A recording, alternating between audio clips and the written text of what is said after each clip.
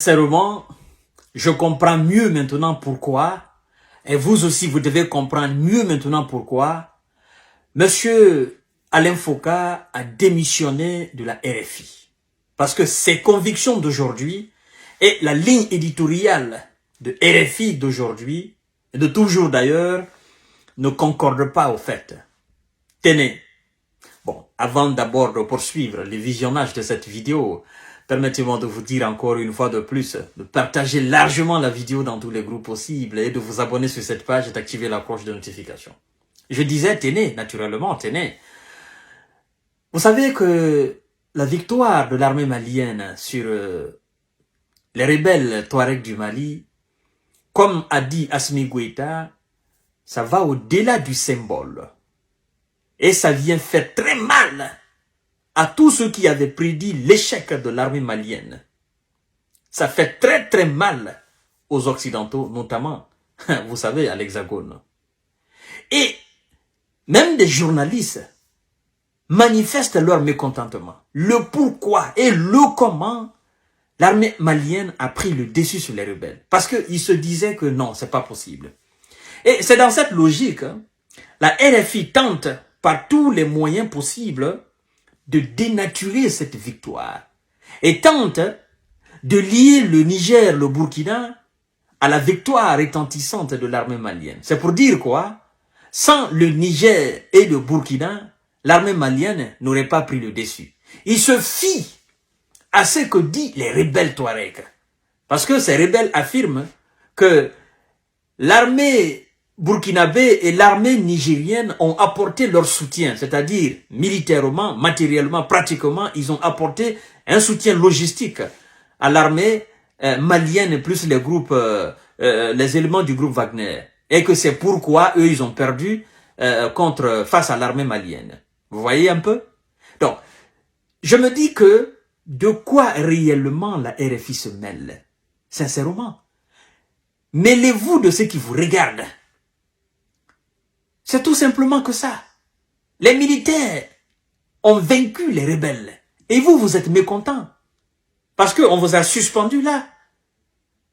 C'est ça. Ou parce que vous êtes au service de l'impérialiste, c'est ça. Ben écoutez, quoi que vous fassiez, cette victoire, vous ne pourrez jamais l'enlever à l'armée malienne. Écoutez ce qu'ils disent. Le Niger et le Burkina ont légèrement contribué à l'offensive de l'armée malienne sur Kidal. Même si c'était le cas, où est le problème? On vous a dit qu'ils sont dans l'alliance. Oui, ils ont créé une alliance.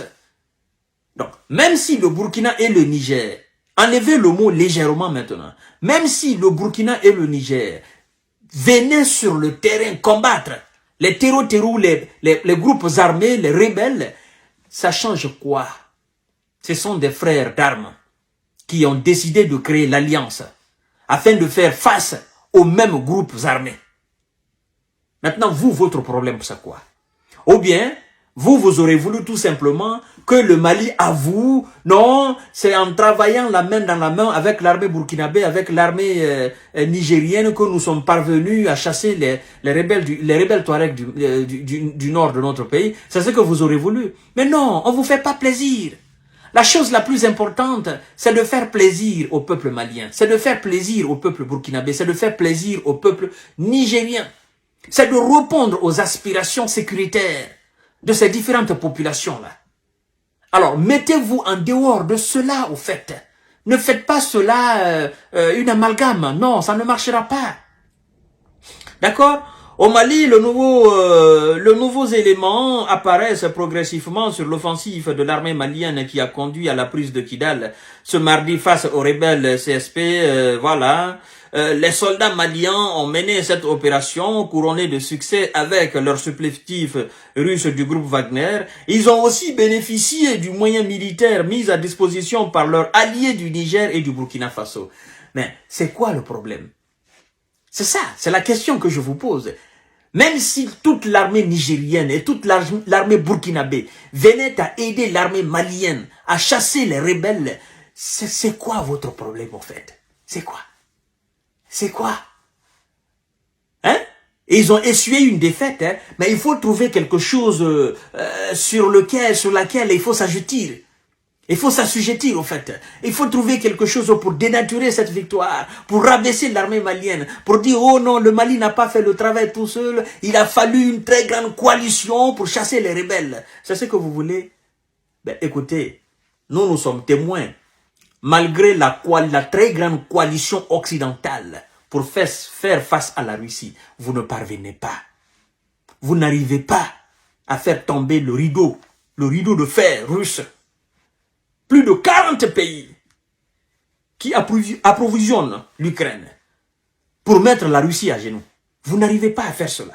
Donc, laissez cette histoire-là. Les rebelles sont chassés, ils sont partis. Et si vous êtes de leur côté, restez de leur côté, c'est pas grave. Le Niger a prêté un avion cargo et peut-être aussi des sources divergent, n'est-ce pas, sur le point d'un avion de chasse. Le Burkina Faso, un drone ou au moins des munitions pour frapper de drones.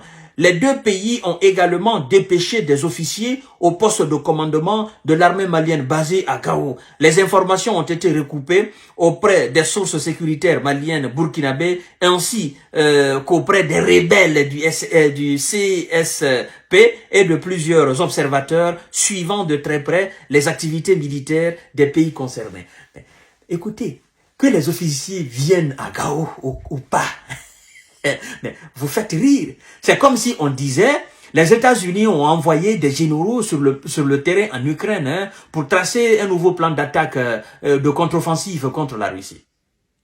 Est-ce que la Russie doit s'alarmer pour ça? Mais la Russie s'attend à cela. Et depuis le début de la guerre en Ukraine, c'est ce que vous faites.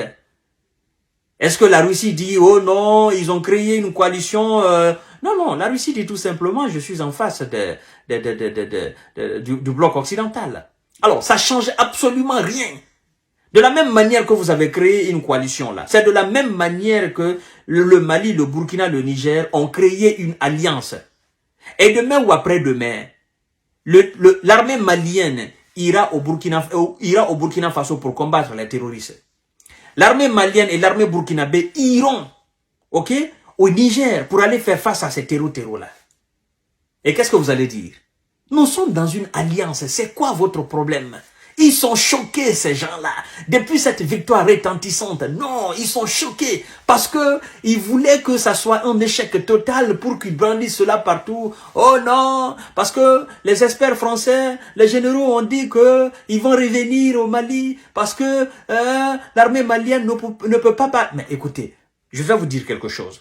Même si l'armée malienne venait à échouer dans son opération de récupération de son territoire là, c'est pas à vous qu'elle va demander de l'aide. Non.